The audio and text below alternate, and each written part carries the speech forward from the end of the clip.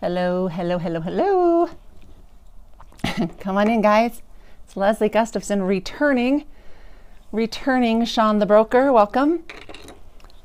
Come on in, you guys. Leslie Gustafson here. Come on in. That's not a very fun view of my couch, but there you have it. Thanks for the hearts. Come on in. Come on in, come on in. Shoot me your names, guys. Hey, Christy.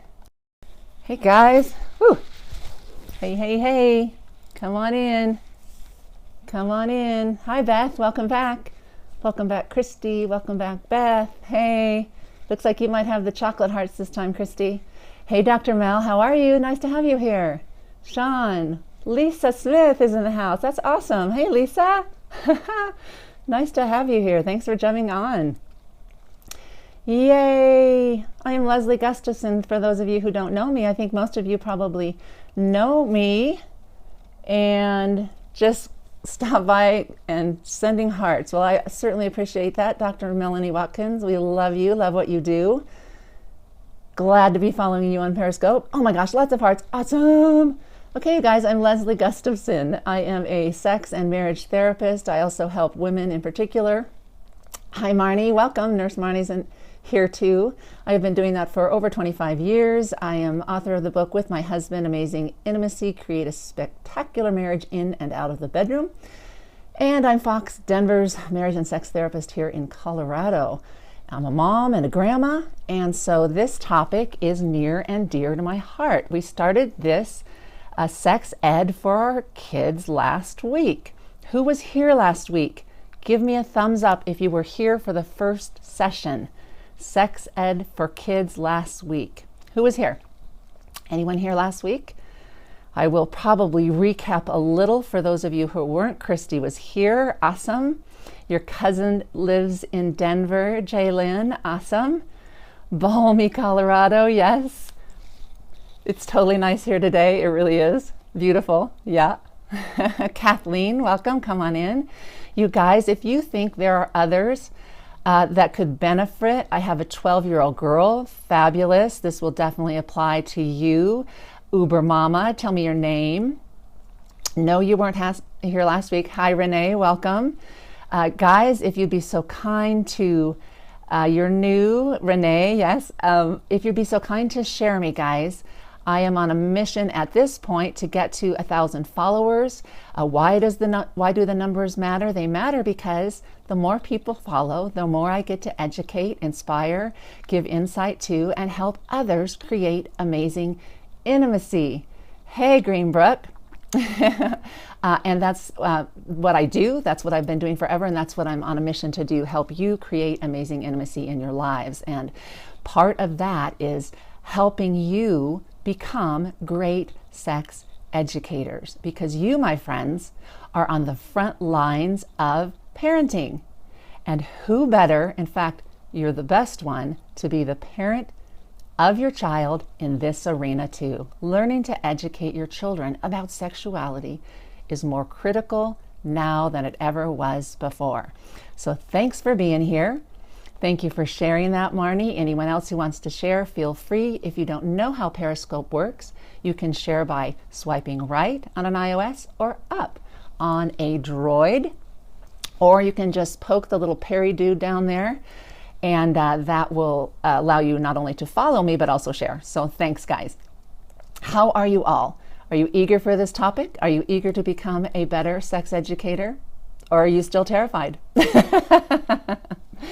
We have the gift to share with our kids versus our culture. And we talked about that last week. Yay! Last week we talked about how it is so critical that you be on the front lines, that you be the ones that are educating your children, because we know this, and this is one of the many things I'm going to talk about today. The first messages around the issue of sexuality are the most potent. They set the foundation for future education. So you want to be the messenger. You want to be the first ones who are teaching your children about sexuality. And that education starts from birth, I know, birth, all the way until you launch them out of your home. And even theoretically later when they return home as adults and you're talking freely as adults, you can still be talking and helping each other in this arena. So yes, the first messages are the most potent, so you want to be the messengers. Will they get education elsewhere? Of course they will. Will it be the best, most wise or knowledgeable education? Probably not. Yes, from birth on, because here is what I want to say to you today. Let me recap a little bit about last week. Last week, my 3 primary points, just going from one session to another here today, so bear with me, guys. Last week, and you can find that at authenticandtrue.com, we had 3 essential points, which is it's got to start with you. You have got to become comfortable with the topic at hand. And most of us were not raised in homes where we either really got a great sex education, had parents who were comfortable educating us, and so yes, labeling body parts is certainly a part of that, but getting comfortable, because it starts with you becoming more and more sexually empowered, getting good sex education, and then getting comfortable talking out loud about sexual things, because your being comfortable is felt in a relationship with your kids, right? Does that make sense? So we talked about it starts with you. You got to get comfortable with the topic, and you've also got to know what you're shooting for. Who are you trying to raise your child into? What's your value system as well around sexuality? Because ultimately, if conversations arises, do you save these videos on Catch or YouTube? Renee, they are on our website. They are at, right here, authenticandtrue.com. All periscopes that we've done to date, that I've done to date, as well as the Amazing Intimacy Show, is right here. You only have to go to one spot for everything. Sure. So we talked about knowing what your own values are around sexuality. And so sexuality comes with a framework, right? Right. And so we talked about that last week. It starts with you. You got to get comfortable with the topic. One of the great ways to get comfortable is to start reading material and sex education material out loud. It helps to also get real free with your partner to be able to talk about it. Sometimes that's nice training ground. And so what we're moving into this week is a little bit more practical guidance around the how to be a sex educator. And was it Jay Lynn who said, from birth, oh no, I already have a 10-month-old. But you have already been creating a foundation for sexuality, and you are doing that in the bond, in the mother-child bond, because the backdrop of all great sex education, and sex education, by the way, is really character development, personality development of your child. It all is on the backdrop of building up the whole person of your child, right? Sex is a piece of that. And so already when you are a mother with a baby, you are setting a foundation of what it means to give and receive love. Yeah? Because giving and receiving love in a relationship is absolutely primary to every relationship thereafter. And so on the backdrop of a relationship that is well bonded, where you are loving your child and teaching them how to love you back, or love others, you are setting the backdrop for sexuality. Because sexuality, when it's best expressed, is relational sexuality, right? So very early on, you are developing, you're doing sex ed, relationally showing sex ed. Okay, so that's key, is the relationship. And get this statistics, guys. A child needs to have only one parent with which they're really close to.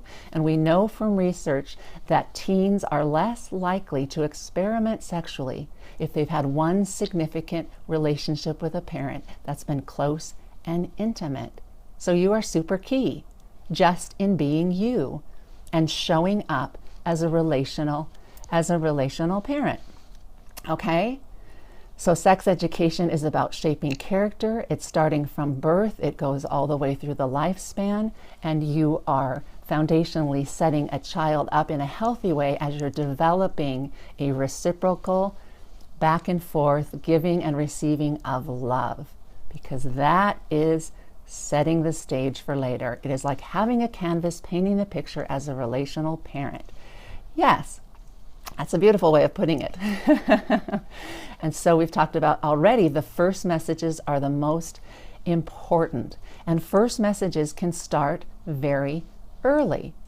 You can start talking about naming body parts. We talked about that last week, about honoring sexual curiosity. That's a new one from this week. Okay, so if you have a child who starts asking or wondering about sexual things, and it happens all the time, it happens in the bathtub, it happens when they see things, and they will be sexually curious.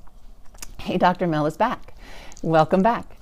They will be sexual curious, and so if you're a parent who is growing into becoming more comfortable, you will be stepping into those teachable moments where you can be educating.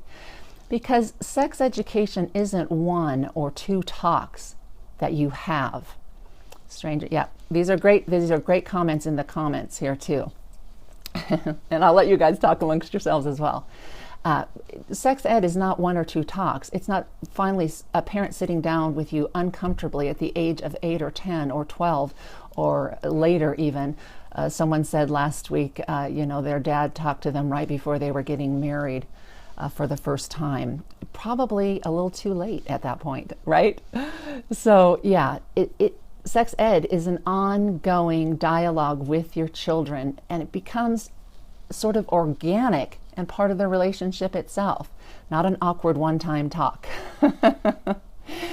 Doesn't work. Okay, questions so far. That's a lot. I just talk. So shoot me your questions right now, and then I'll give you some more points from my content today. Any questions? And let me take a breath too, so you can ask some questions and I can take a breath. And it's a win-win. Anyone? Questions? Don't be afraid. It's okay to ask a question. TV appropriateness. It's a good question. Is TV appropriate? You need to be careful with television and the content with which your child is viewing. How to know when to pause and discuss. You get to pause and discuss whenever you want to pause and discuss, because here's the 3 components of being a great sex educator. 1, you're going to intentionally instruct. Someone can write that down if they want. You're going to be an intentional instructor. So you're going to, at times, like we talked about last week, you're going to get a book. The book I recommended up through the kindergarten age was The Story of Me by Stan and Brenna Jones. So you're going to be intentionally instructing. You're also going to be looking for those teachable moments when sexuality comes up topically, or maybe a child is playing with the body part, for example, and you're going to teach. You're going to make those moments teachable. So when it comes to TV, if something comes up and you feel like, ooh, there's a teachable moment, we're either going to address that now, or I'm going to bring that back up later, because that's a great time to just organically talk about sexuality. And the third is you're going to answer questions as they arise. Boys play with body parts all the time, and I'm going to talk a little bit about that because I had a great question come in back channel through Twitter around that was really good. So you're going to be, when you start being a parent who teaches, who instructs, then you become an askable parent, which means they're going to come to you with questions because they know you can at least handle it or will help them walk through it. Thanks, Dr. Mel. I love butterflies because they're a kind of a transformational symbol, right? Coming out of our cocoon and becoming fully ourselves like a butterfly. I just love that. Anyway, yes, it is easier, Renee, than just sitting down awkwardly and saying, okay, we need to have a talk. And already it's uncomfortable. And already you're probably not going to get the questions that your child really needs to ask because it's all awkward. So you're looking to intentionally instruct, and that doesn't have to be impossible. You can get books to do that. You don't have to be all wise and knowledgeable about sex. You can learn alongside your child, okay? That happens a lot with parents. Oh, we need to talk, right? That almost sounds like the breakup talk, doesn't it? So yeah, you can get books to be the intentional instructor, and then you're looking for teachable moments that happen all of the time with children. I'm sure I'm not telling anybody anything new there, because you're trying to become an askable parent, a parent that your child sees as available to talk about sexual things. And you don't have to know it all. You just have to be intentional and earnest. So if you don't know something, and there will be times when you don't know something, you can tell your child, let's figure that out. Let's look it up. Let's find information so we can both learn about it. You don't have to know it all. In fact, parents, like I was saying, just about to say, parents all of the time say they're reading some of these books, and the books that I highly recommend are Stan and Brenna Jones books. They're series of books. Would love your top book resource for, and there you go. Stan and Brenna Jones have the whole lifespan of books, and they're excellent. And you don't have to do all the educating yourself. Yeah. Okay. So yeah, me too. Uber mama. And here's another part of my content for you today. Stan and Brenna Jones, thank you very much, Renee, for being the administrator of the scope here. I really appreciate that. And when you're delivering information about sex, here's another part of my content tip for today. Yes, you like it, Robin. That's awesome. When you talk about it, it should be accurate, explicit, and positive. You want to be teaching your child that sexuality is good. Sexuality is good. But you don't want to be dodging it. You don't want to be glossing it over with slang, like we talked about last week, right? You need to be accurate, explicit, and positive, right? So they get real answers. So they are getting real knowledge. We don't dodge other topics and get all uncomfortable about it, right? So straightforward information, not graphic information, but straightforward information. Thanks for all the hearts, you guys. Really appreciate it. And so let's see, any questions so far? Talking about how to be great sex educators, kind of the components. Any advice for Christian kiddos? Sometimes teens get involved and feel shame and don't tell parents. Okay, excellent question, Dr. Mel. Absolutely. This is excellent coaching for me. Good. How do you suggest discussing inappropriate viewing on the internet? Yes. Good questions. Okay, I'm going to address both of these. The first one was Dr. Mel's question about teens not being comfortable talking to their parents. Foundationally, if you start early with teens, if you start with your children early and you're developing a relationship that's open and honest, where you are already able to talk about the hard topics, which means anything sexual, right? Where there is a relationship where they feel comfortable coming to you, that is very preventative and protective. And Dr. Mel, you probably weren't here when I talked about the statistic that when there is at least one close, intimate parent with the child, teen acting out is less likely sexually. It's less likely to happen. But openness, honesty, starting really early sets a foundation for allowing them to come to you. Shame, fear, condemnation, criticizing a child around times where they did things that you thought were inappropriate will only shut down the relationship. It won't keep the lines of communication open. And addressing Christy's question about, what happens when your kid stumbles into, thanks for inviting folks, Dr. Mel. Good one. I'm glad you liked it, Lisa. We know that the average age a child views porn is 7. 7 years old, guys. We got to be first man to the punch here. As far as stumbling on information on the internet, it's going to happen at some point. You can get all sorts of controls on the internet. I recommend that you do. Covenant Eyes is a good computer-based system that works. I think there's Safe Eyes. There's lots of different programs where you can create a better culture on the internet for your child, for sure.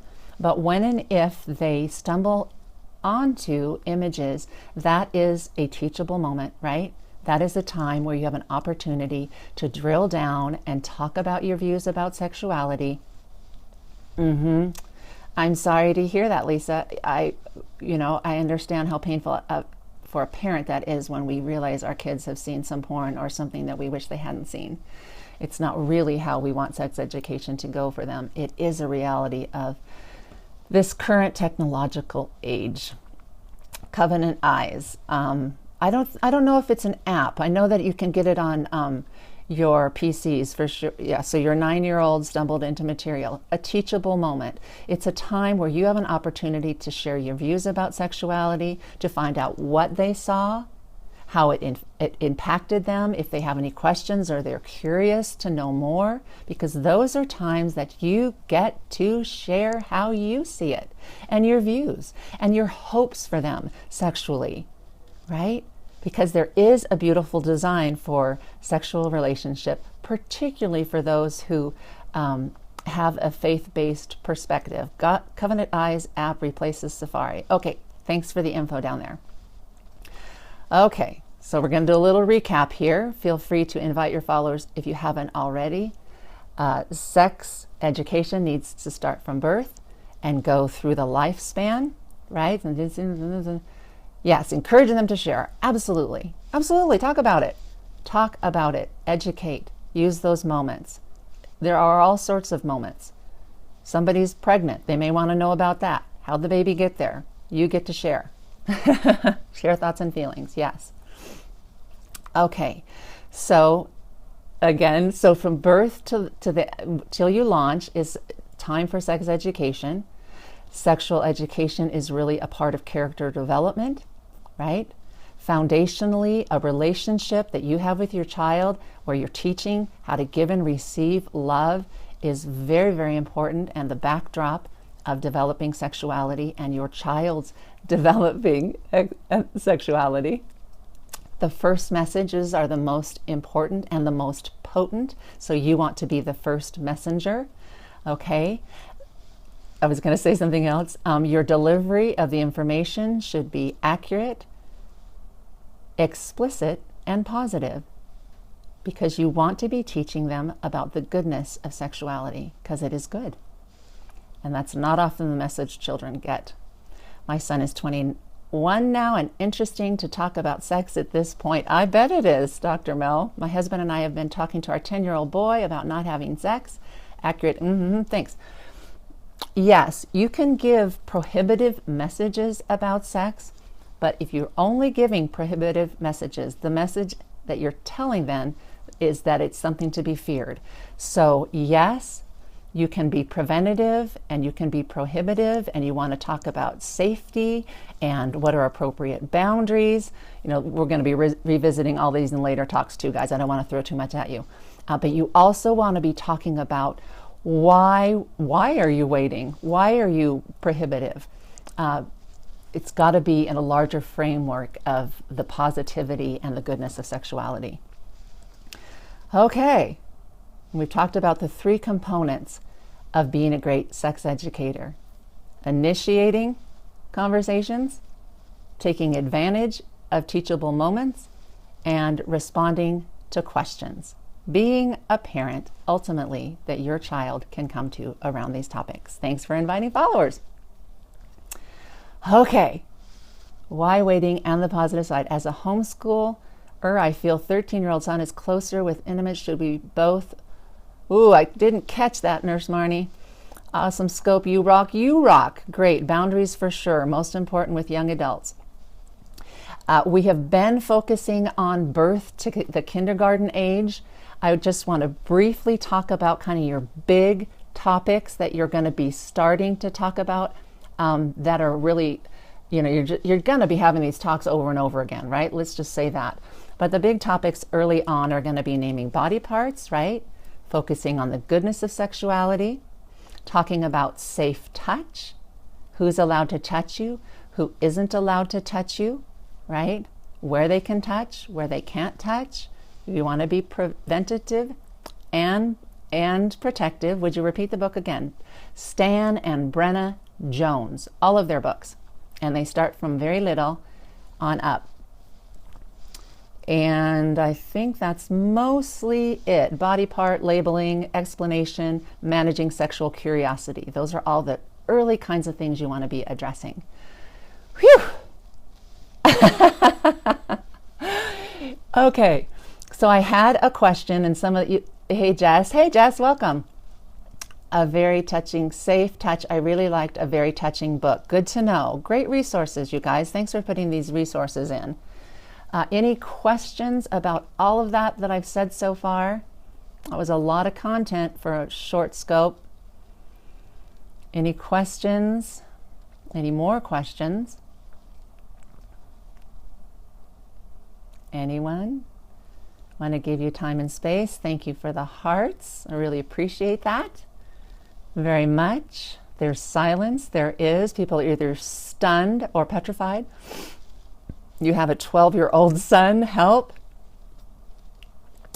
The key things that you want to be talking about in the little ages, right? On the Jaylyn, on the backdrop of creating that reciprocal love-giving relationship back and forth, that bond, that connection, so critical. Relationship, I don't care what the education is critical for good, solid education to be happening at all. Good, solid education comes on the backdrop of a connected, bonded, loving relationship. On top of that, you're going to help label body parts accurately for little ones. You're going to teach them about safe touch, which is preventative and protective. You're also going to respond to their sexual curiosity. And he doesn't like it. No, he's not going to like it at 12. 12 is hard. 12 is hard. That's okay. That's okay. Keep talking. Keep talking to him. And the other... and the goodness of sexuality is going to be layered over everything you talk. What taught sex is dirty? I don't want to be that way while not promoting it. A lot of people have been taught that sex is dirty, which is a myth and a wrong message. Sex is, by design, sex has incredible, is a gift in many ways. God designed it for pleasure, procreation, for bond, for connection, for glorifying Him. I mean, I don't want to get too God focused on it, but the message that is dirty is just an inaccurate one for sure. And so when we just see sex as dirty and then we're just trying to prohibit it, then essentially a child ends up getting set up for trying to find out about sex in other means besides from you. Kids at Coop have dads going, we're going to think it was, yeah, it was made by God. Yeah, for us and for Him. Yeah. Anyone else? Shame, fear. A lot of hurt can happen in those arenas around this topic. So we want to be positive about it. And we want to learn how to talk about it. And we want to get empowered ourselves so that we can raise up healthy, whole, sexually healthy children who make wise, thoughtful choices about sexuality. Yeah? What about the weekend getaway sex talk? I don't know if I know the question there. Okay. You're welcome. I think I'm going to wrap it up, although I did want to share that story with you because some of you are probably relating. I had a question come back channel and from a gal who wanted to be anonymous, and I will certainly honor that she has a 3-year-old boy and a 5-year-old boy, and they are constantly, and I'm sure you can relate to this, mothers of boys, constantly touching their penises everywhere. She did not know what to do. Should I say stop it? I don't want them to be ashamed or be afraid, but they're touching it all of the time, and I don't think that's appropriate. What do I do? I'll tell you what I told her. Yes, it happens all the time. One, this is a teachable moment. When your little guys are touching their penises all of the time, you can let them know that you see and acknowledge it, that, you know what, that feels really good, doesn't it? Because that's how God designed it. He designed that part of your body to feel good. And that's a really cool thing, right? But then this is a great time to talk about where penises should be touched or not. Is that a public behavior or is that a private behavior? And so you can teach about body boundaries, about where touch of penises should happen. It's not in a public forum. So lots of things can be educated in that one little moment. Do you have to worry that he will touch his penis all the days of his life, 24/7 and off into college? No, they won't. It's phase specific. They're getting to know their body. It's entirely appropriate and normal. They are just discovering what it can do and how it feels. Yes, that's a good thing to happen in your room. It's not an abnormal thing, but it's not a public behavior. Recognizing full well that it feels good because it was designed to feel good, because God is amazing and He's created that for intimacy. Depending on the age of the child, you can talk more about that part, more about the sexual intercourse part. I made my voice listen just now. You're so funny. What about when 13-year-old pulls away his hand when you enter room, says nothing but was awkward? Yeah, understand that one.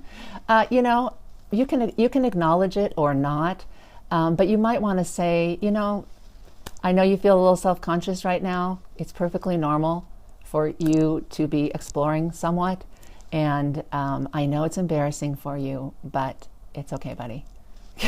It is awkward, but your response matters there.